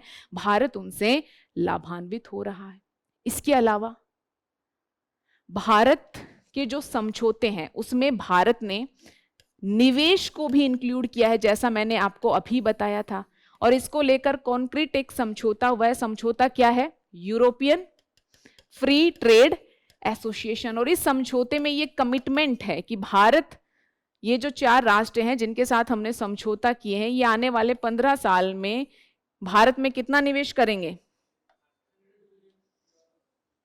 $100 बिलियन। तो ना सिर्फ हमारा निर्यात बढ़ने की उम्मीद हुई है, ना सिर्फ निर्यात बढ़ा है, बल्कि निवेश भी बढ़ा। और आपको पता है भारत के लिए निवेश कितना जरूरी है, चाहे हमें मेक इन इंडिया को संभव बनाना हो या प्रौद्योगिकी हस्तांतरण की बात करें। हर एक चीज कब संभव है? जब हमारे यहाँ इन्वेस्टमेंट आएगा। ऑस्ट्रेलिया जैसे राष्ट्रों के साथ जो हमने समझौते किए हैं वो क्रिटिकल मिनरल्स की दिशा में हमारे लिए महत्वपूर्ण हो सकते हैं। और आपको पता है क्रिटिकल मिनरल्स इकोनॉमी के लिए कितना जरूरी है, और मुख्यतः रिन्यूएबल एनर्जी से कितना महत्वपूर्ण ढंग से जुड़े हुए। हम लिथियम आयन बैटरीज की बात करते हैं, हम सोलर पैनल्स की बात करते हैं, तो ये क्रिटिकल मिनरल कोबाल्ट, लिथियम इत्यादि महत्वपूर्ण भूमिका निभाते हैं। तो अगर इस तरह के राष्ट्रों के साथ हमने समझौता किया है तो ये क्रिटिकल मिनरल्स इत्यादि के संदर्भ में आपूर्ति की व्यवस्था को हमारे यहाँ बेहतर बनाकर रखेगा। भारत के फ्री ट्रेड एग्रीमेंट से ये भी सामने आया है, और मुख्यतः जापान के साथ जो भारत ने फ्री ट्रेड एग्रीमेंट किया, जिसे हम कॉम्प्रिहेंसिव इकोनॉमिक जो है कॉर्पोरेशन या पार्टनरशिप एग्रीमेंट के नाम से जानते हैं। क्या लाभ हमें मिला है? जापान से बहुत सारी तकनीक या प्रौद्योगिकी हम तक पहुंची है, ये लाभ भी हमें फ्री ट्रेड एग्रीमेंट से मिला है। साथ ही भारत धीरे धीरे स्मार्ट हो रहा है। भारत ने यूएई के साथ जो फ्री ट्रेड एग्रीमेंट किया है उसमें क्लोज रखा है कि देखिए, मेरे यहाँ के जो प्रोफेशनल क्वालिफिकेशन वाले लोग हैं आप उनको मान्यता देंगे, हम आपके यहाँ के लोगों को देंगे। आप अगर ऐसे परिवार या आसपास लोगों को देखा है जो विदेश जाते हैं तो सामान्यतः आपने देखा होगा कि हमारी डिग्री को वहां पर ज्यादा महत्व नहीं दिया जाता। आपको स्पेसिफिकली कोई कोर्स कुछ करना होता है तब आपको वो पहचान मिलती है। तो यूएई के साथ हमने जो समझौता किया है ये हमारे लिए बेनिफिशियल हो सकता है, क्योंकि लोगों के लिए वहां पर रोजगार के अवसर या उनकी जो स्किल्स हैं उनको तुलनात्मक रूप से पहचान मिलने की संभावना बनती है। साथ ही हमें प्रतिस्पर्धात्मक पहुंच मिली, जिन राष्ट्रों के साथ एफटीए किया तुलनात्मक रूप से कम शुल्क के साथ हम उनके साथ व्यापार कर पाएंगे। और इतना ही नहीं, हमने अपने बाजार भी जब दूसरे राष्ट्रों के लिए खोला तो ये देखने को मिला कि हमारे घरेलू उत्पादकों में भी प्रतिस्पर्धा का भाव आया। उनको समझ में आया कि अगर टिकना है तो उत्पादन दक्षता उनको लेकर आनी पड़ेगी। इस तरह के प्रत्यक्ष और अप्रत्यक्ष अनेक तरह के लाभ हमें मिले, लेकिन जितने लाभ मिले उससे अधिक चिंताएं हमारे सामने हैं। मैंने एक रिपोर्ट बताई थी, रिपोर्ट क्या थी, क्या चिंताएं हैं? Global trade research initiative report. ये रिपोर्ट वैसे तो हम पहले भी जानते थे, लेकिन इस रिपोर्ट ने जो तथ्य सामने रखे वो आप लोगों के लिए काफी अलार्मिंग हो सकते हैं। तथ्य कुछ इस प्रकार के थे। तथ्य क्या थे कि भारत जो एफटीए कर रहा है, उन एफटीएज के माध्यम से भारत में जो इंपोर्ट बढ़ा है, वस्तु आयात बढ़ा है एफटीएज के द्वारा, वो कितना बढ़ा है? आप देखोगे लगभग 38% की रेट से। आप देखना, हमने एफटीए किए। अच्छा, इन फ्री ट्रेड एग्रीमेंट्स के माध्यम से हमारे यहां जो वस्तु आयात बढ़ा उसकी दर क्या है? 38%। और जो निर्यात बढ़ा उसकी दर 14.5% है। अब फ्री ट्रेड एग्रीमेंट हमने क्यों किए थे? हमारी सही इच्छा क्या थी कि हमारा भी निर्यात बढ़े ना, जो ट्रेड डेफिसिट हो वो कम हो पाए, हमें भी दूसरे के बाजारों तक पहुंच या बढ़त मिले। क्या हम इस स्वप्न को साकार कर पाए? नहीं कर पाए। आप देखिए, इंपोर्ट बढ़ा है 38% की रेट से और एक्सपोर्ट बढ़ा है 14.5%। या आप इजिली ये कह सकते हो कि जिस दर से इंपोर्ट बढ़ा है उससे आधी से भी कम दर से एक्सपोर्ट बढ़ा है। और ये बहुत ज्यादा क्लियर हो जाता है वस्तु व्यापार के संदर्भ में। अगर हम भारत की स्थिति देखें, वैश्विक वस्तु व्यापार की अगर हम बात करें तो वस्तु निर्यात में भारत की रैंकिंग कितनी है? 17वीं। बहुत इंपॉर्टेंट फैक्ट है, ये आइडिया होना चाहिए। वस्तु निर्यात में भारत की हिस्सेदारी कितनी है या रैंक कितनी है? 17वीं। और आयात में 8th। और ये आंकड़ा किसका है? वैश्विक वस्तु व्यापार, है ना।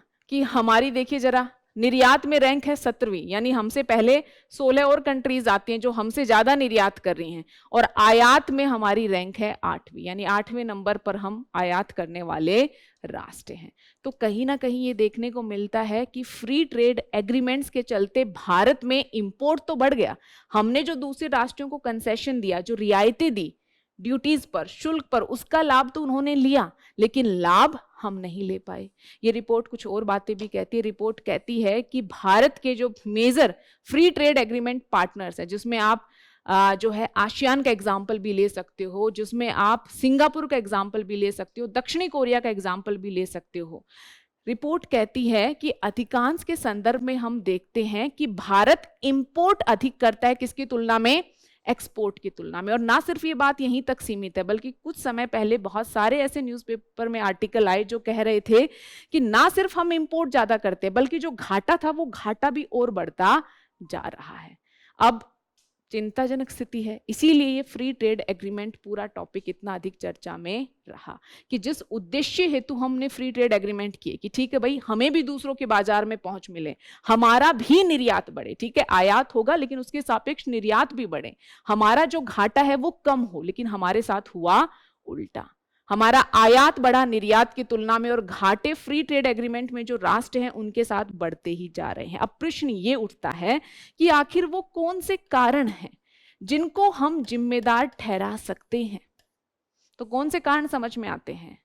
ये रिपोर्ट क्लियरली ये कहती है कि भारत अपने फ्री ट्रेड एग्रीमेंट्स का प्रभावी ढंग से यूटिलाइजेशन नहीं कर पाया। भारत में फ्री ट्रेड एग्रीमेंट्स की जो यूटिलाइजेशन दर है, अभी मैं बताती हूँ ये क्या होती है, वो कितनी है?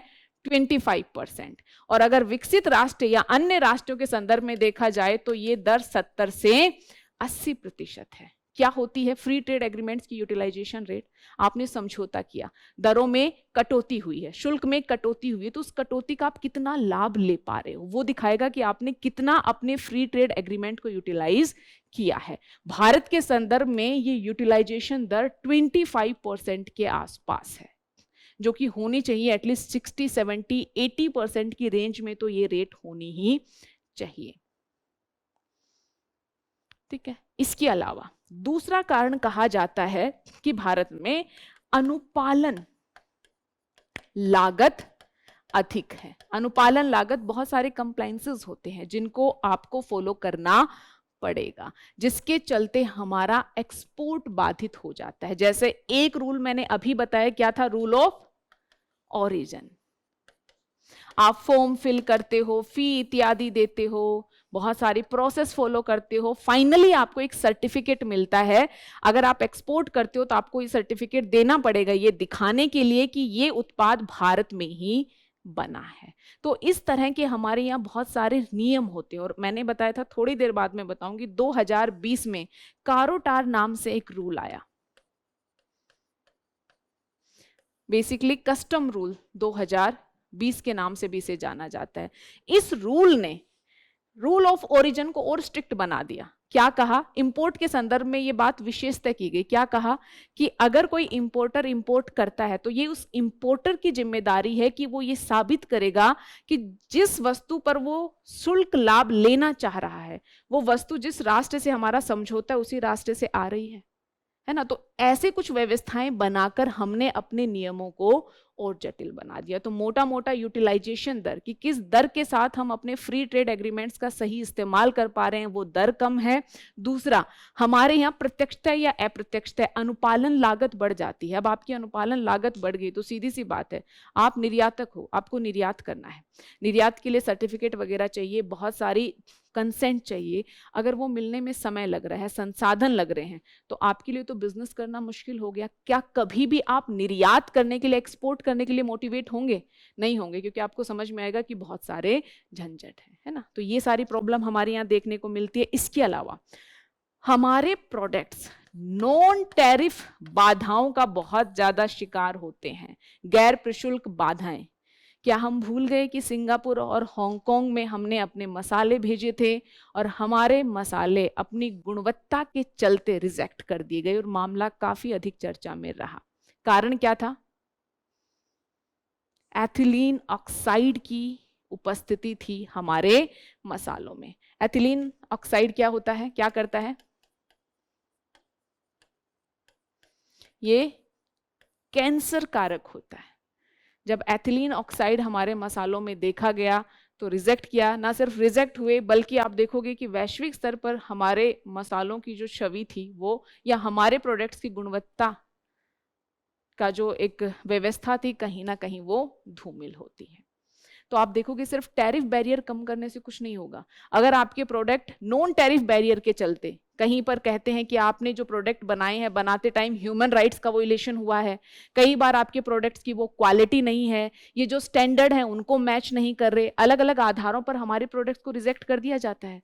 तो अगर इन आधारों पर रिजेक्ट कर दिया जाता है या इन आधारों पर हमारा निर्यात बाधित हो रहा है, तो फिर टैरिफ कटौती का हमें ज्यादा लाभ कहाँ मिल पाएगा।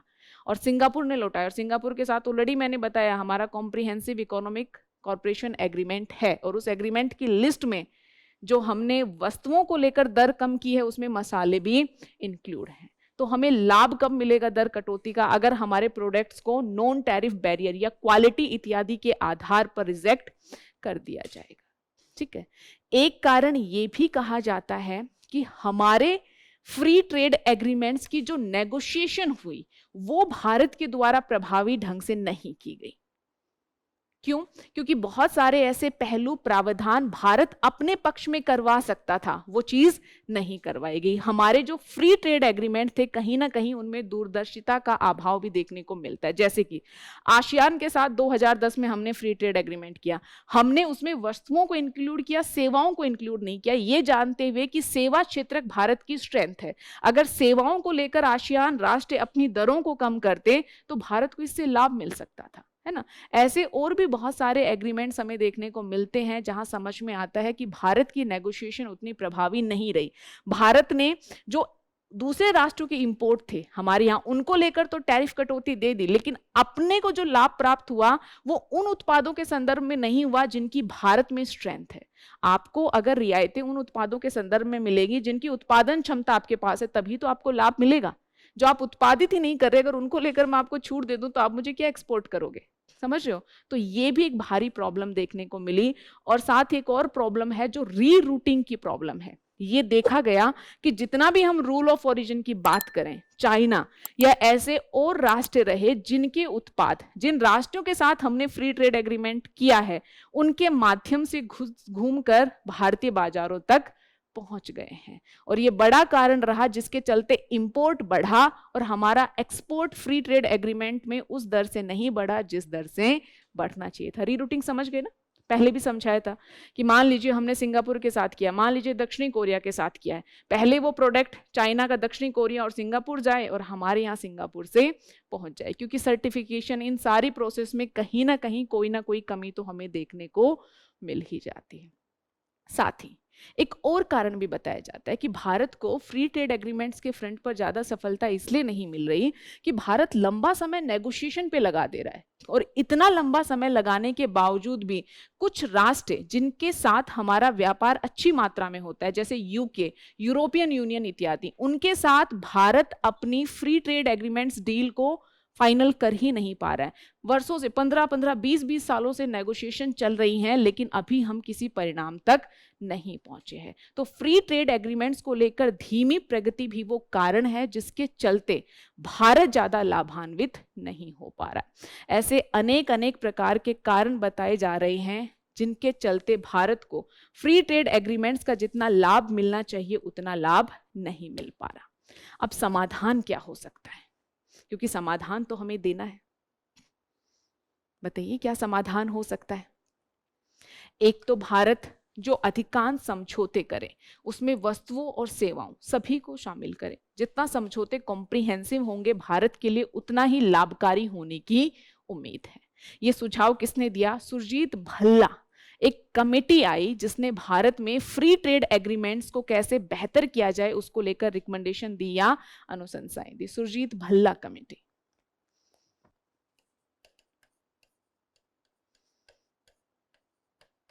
पहला रिकमेंडेशन क्या था इनका कि जहां तक हो सके वस्तुओं के साथ मैक्सिमम एग्रीमेंट में भारत कोशिश करें कि सेवाएं भी साथ हो।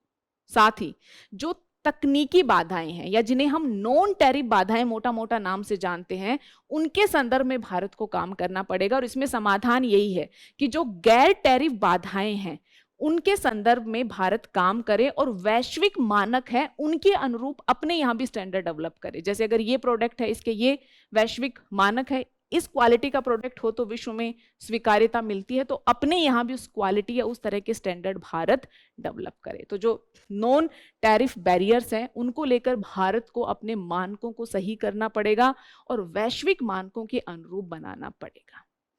थर्ड और मोस्ट इंपॉर्टेंट सजेशन, एमएसएमई पर ध्यान देना पड़ेगा।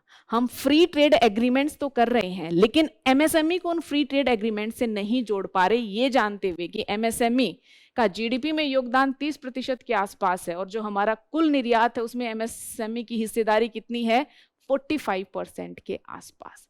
तो अगर हम फ्री ट्रेड एग्रीमेंट से एमएसएमई को जोड़ दें, कैसे जोड़ेंगे? हम एमएसएमई को अवेयर करें कि देखिए इन प्रोडक्ट को लेकर इस तरह की टैरिफ रियायतें हैं, आप इस क्वालिटी का प्रोडक्ट बनाओ, आपका एक्सपोर्ट बढ़ेगा। तो जब तक हम फ्री ट्रेड एग्रीमेंट से एमएसएमई को नहीं जोड़ेंगे तब तक ये पॉसिबिलिटी काफी कम रहेगी कि हमारे यहाँ वास्तव में फ्री ट्रेड एग्रीमेंट से एक्सपोर्ट बढ़ पाए या हमें कोई लाभ मिल पाए। जब जरूरी हो भारत एंटी डंपिंग ड्यूटी या काउंटर वेलिंग ड्यूटी का भी इस्तेमाल करे ताकि हमारे बाजारों की भी हम रक्षा कर पाएं। कोऑर्डिनेशन हमारे यहाँ एक बहुत बड़ी प्रॉब्लम है, मंत्रालयों के बीच, विभागों के बीच, एजेंसियों के बीच। तो ये कोऑर्डिनेशन जरूरी है, इस फ्रंट पर भी काम करना पड़ेगा, यानी ईज ऑफ डूइंग बिजनेस भी हमारे यहाँ जरूरी है। साथ ही रीनेगोशिएट करना पड़ेगा जहां जरूरत है। हमारे सामने आंकड़े आए फ्री ट्रेड एग्रीमेंट की, हमें समझ में आ रहा है कि देखिए इस फ्री ट्रेड में एग्रीमेंट में ये चीजें हैं जो हमारे पक्ष में नहीं है, तो हमें राष्ट्रों के साथ फिर से बातें करनी पड़ेंगी, हमें फ्री ट्रेड एग्रीमेंट्स की समीक्षा करनी पड़ेगी, रीनेगोशिएट करना पड़ेगा ताकि हम उनमें सुधार कर पाएं और लाभ हमें भी मिल पाए, और इस दिशा में एक काम भी किया है। कुछ दिन पहले न्यूज़पेपर में था कि जो हमारी कॉमर्स वाणिज्य मंत्रालय है उनके द्वारा क्या डेवलप किया जा रहा है, standard operating procedure SOP develop किया जा रहा है फ्री ट्रेड एग्रीमेंट्स के संदर्भ में। ये एसओपी क्या है, ये कुछ ऑब्जेक्टिव क्राइटेरिया है कि जब भी हम कोई फ्री ट्रेड एग्रीमेंट करें इन फ्रंट पर तो हम जरूर काम करेंगे, ऐसे ही रैंडमली कोई भी फ्री ट्रेड एग्रीमेंट हम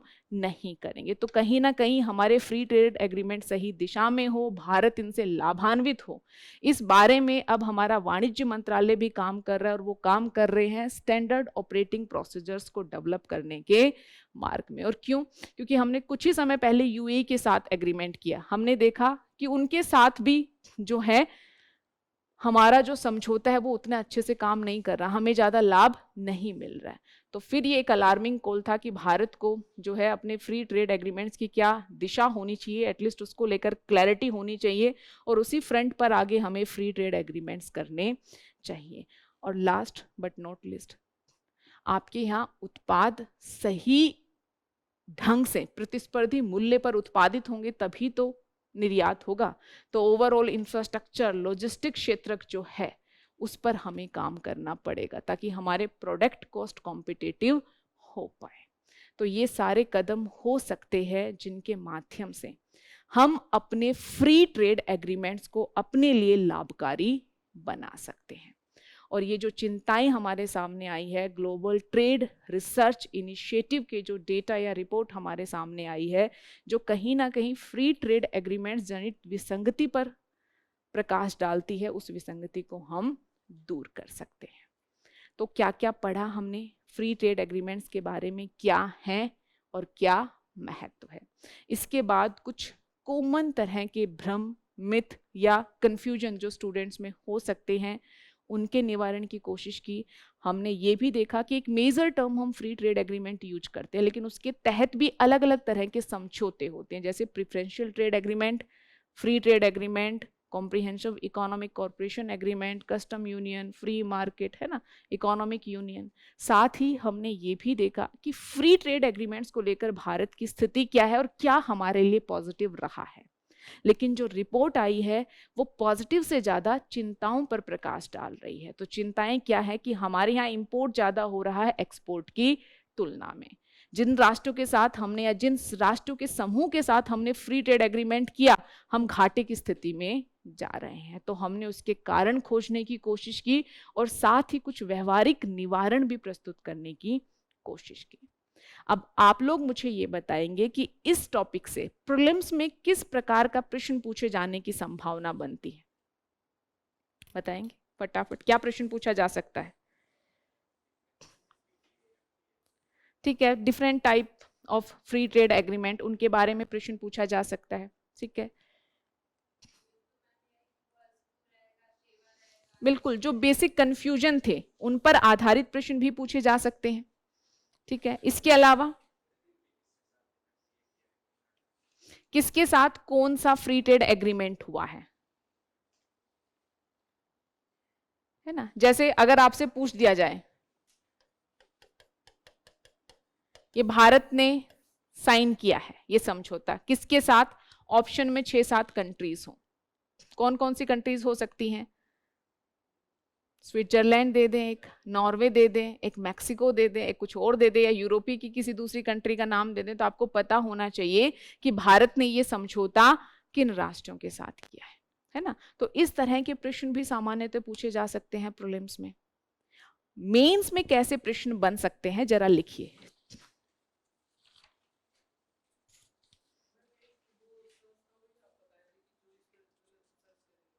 हाँ, अभी मैं बताती हूँ, पहले प्रश्न लिखिए।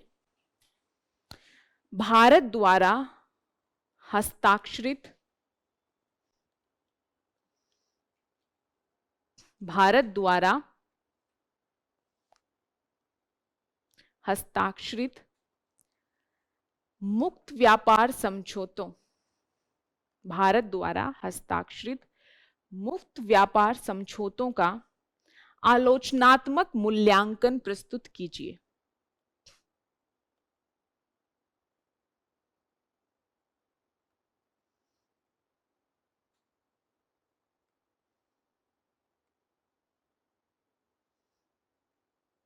भारत द्वारा हस्ताक्षरित मुफ्त व्यापार समझौतों का आलोचनात्मक मूल्यांकन प्रस्तुत कीजिए। दूसरा प्रश्न लिखिए, क्या आप सहमत हैं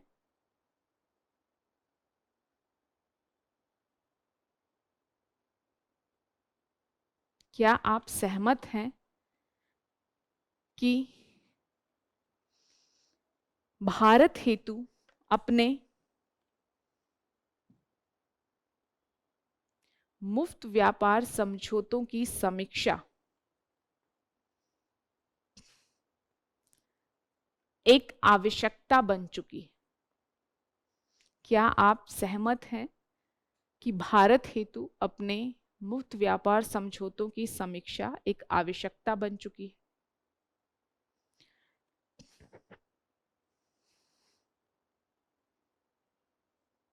ठीक है। साधारण प्रश्न कभी भी पूछा जा सकता है कि मुफ्त व्यापार समझौतों से आप क्या समझते हैं, है ना।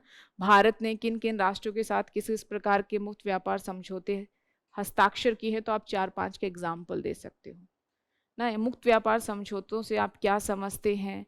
ये समझौते जो है वैश्विक व्यापार को बढ़ावा देने के लिए किस प्रकार से महत्वपूर्ण साबित हुए हैं। कुछ भी ऐसा सिंपल प्रश्न पूछा जा सकता है, लेकिन हम कंपैरेटिवली थोड़े डिफिकल्ट लेवल वाले क्वेश्चन की बात करेंगे, क्योंकि आज के समय में भारत के लिए सबसे बड़ी चिंता यही है कि फ्री ट्रेड एग्रीमेंट जिस उद्देश्य के साथ हमने किए थे उस उद्देश्य को पूरा नहीं कर पा रहे। तो सबसे पहला प्रश्न जो है उसमें क्या करेंगे आप? आलोचनात्मक मूल्यांकन, यानी कुछ लाभ हुए हैं थोड़ा उनको भी बताएंगे, लेकिन कुछ चिंताएं हैं, आंकड़े ऐसा कह रहे हैं, उन चिंताओं पर भी आप प्रकाश डालते हुए अपना कंक्लूजन देंगे। सेकंड क्वेश्चन क्या कह रहा है कि क्या आप सहमत है? तो सबसे पहले आपको तर्क देने पड़ेंगे, तथ्य देने पड़ेंगे इस बात को बताने के लिए कि बिल्कुल अब आवश्यकता आ चुकी है कि भारत अपने फ्री ट्रेड एग्रीमेंट्स की समीक्षा करे। तो आप क्या कर सकते हो? GTRI global trade research initiative की रिपोर्ट कोट कर सकते हो। आयात कितनी गति से बढ़ाए फ्री ट्रेड एग्रीमेंट वाले? 38, और निर्यात 14.5, या कह सकते हो 15 से भी कम, है ना। मैक्सिमम के साथ हम घाटे की स्थिति में हैं और ये घाटा बढ़ता जा रहा है। वस्तु व्यापार के संदर्भ में हमारी स्थिति उतनी अच्छी नहीं। व्यापार में मुख्यतः किसके संदर्भ में अच्छी नहीं है? निर्यात के संदर्भ में 17th पोजीशन पर हम आते हैं, और आयात के मामले में 8। तो कहीं ना कहीं जिन उद्देश्यों हेतु हमने फ्री ट्रेड एग्रीमेंट किए थे हम उनको पूरा नहीं कर पा रहे। पूरा केस बनाकर फिर आप आगे बढ़ोगे और बताओगे कि इसलिए आवश्यकता है कि भारत अपने समझौतों की समीक्षा करे। और समीक्षा करे तो आप ये भी बता सकते हो कि प्रॉब्लम क्या क्या है और कहाँ कहाँ वो काम कर सकता है, और इस दिशा में अभी हम क्या करें। जैसे मैंने बताया कि खुद अब गवर्नमेंट ही कह रही है कि पहले भारत को अपने समझौतों की समीक्षा करनी पड़ेगी, फिर से हमें रीनेगोशिएट करना पड़ेगा ताकि ये समझौते हमारे लिए लाभकारी बन पाए। तो ये था फ्री ट्रेड एग्रीमेंट आधारित टॉपिक। जी मुझे बताएंगे फ्री ट्रेड एग्रीमेंट कहां से जुड़ा हुआ है? ये तो पता है। हाँ, पेपर थर्ड, बिल्कुल पेपर थर्ड। पेपर थर्ड में से आप कहां से लिंक करेंगे बताइए? बिल्कुल ग्लोबल सप्लाई चेन से कर सकते हैं। इसके अलावा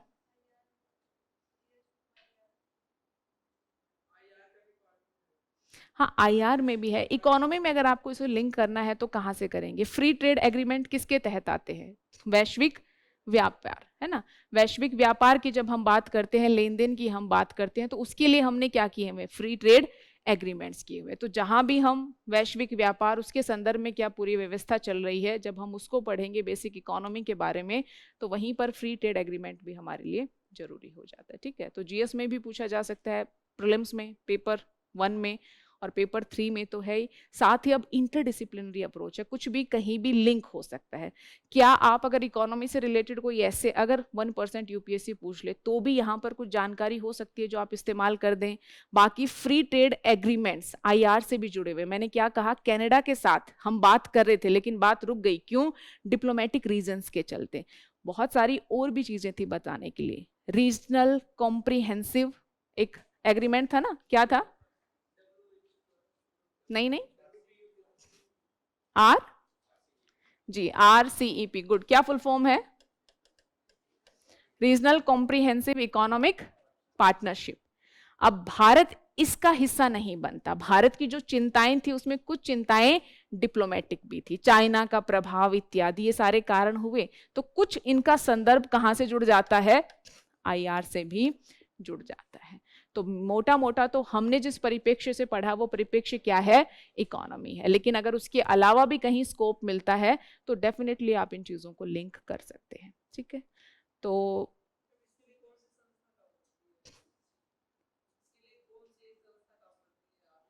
अच्छा, मैंने आपको पोर्टल दिखाया था,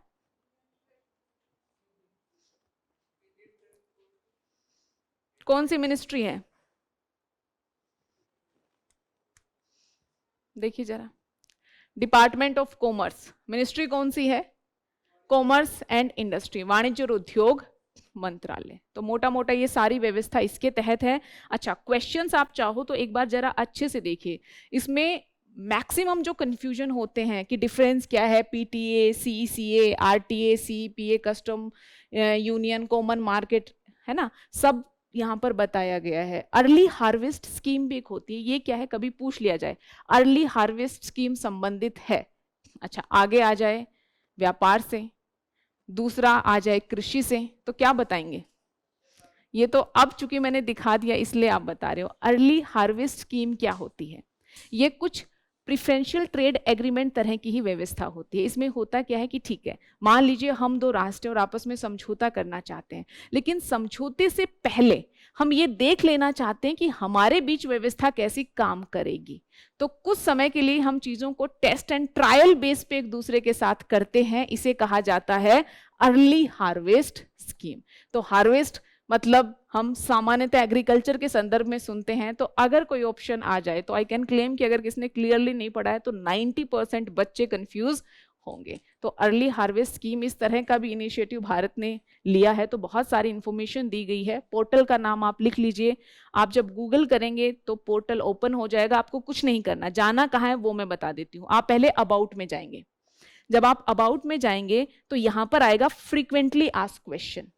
फ्रीक्वेंटली आस्क्ड क्वेश्चन में आपको सारे नहीं, फ्री ट्रेड एग्रीमेंट के जो प्रश्न है जो रेड है उस पर क्लिक करना है और फ्री ट्रेड एग्रीमेंट से जुड़े हुए जो मेजर कंफ्यूजन है उनका उत्तर आपको यहां से मिल जाएगा। दूसरा, मोटा मोटा भारत के फ्री ट्रेड एग्रीमेंट कौन से हैं, तो free trade agreement, preferential trade agreement, सबकी लिस्ट यहां पर दी गई है, आप इसे भी पढ़ सकते हो। बाकी जो नया ऐड हो रहा है वो करंट अफेयर में आ ही जा रहा है। ठीक है, तो ये था topic free trade agreement. I hope कि आप पढ़कर लाभान्वित हो पाए हैं और जैसी आपकी उम्मीद थी कि अगर कोई प्रश्न यहाँ से पूछा जाए तो उस प्रश्न का उत्तर भी हम प्रभावी ढंग से दे पाए।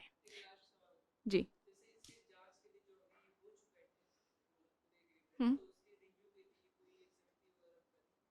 देखिए, किसी को कोई इंफॉर्मेशन है कि ऐसी कोई समिति बनी है? अभी तो जीटीआरआई की ही रिपोर्ट आई है। अब समिति नहीं, जिस विभाग के तहत ये नेगोशिएशन हो रही है वो फिर उनको एक एक करके देख रहे हैं कि क्या हमारी टर्म्स और कंडीशन थी, कहां पर हमें रीनेगोशिएट करने की बात थी, क्योंकि अलग अलग के साथ अलग अलग तरह की नेगोशिएशन हम कर रहे हैं। इवन कुछ समय पहले आर्टिकल में ये भी आया था कि आसियान के भी जो राष्ट्र हैं उनके साथ भी हम अलग अलग अपनी टर्म्स और कंडीशंस को रीनेगोशिएट करने की कोशिश कर रहे हैं, क्योंकि जितना लाभ हमें मिलना चाहिए था उतना लाभ हमें नहीं मिल पा रहा। हाँ बिल्कुल, ठीक है। तो चलिए सेशन को हम यही एंड करते हैं। कुछ 8 to 10 मिनट्स के ब्रेक के बाद दूसरे टॉपिक के साथ हम फिर से मिलेंगे। ठीक है, तब तक के लिए अच्छे से पढ़िए, रेस्ट कीजिए।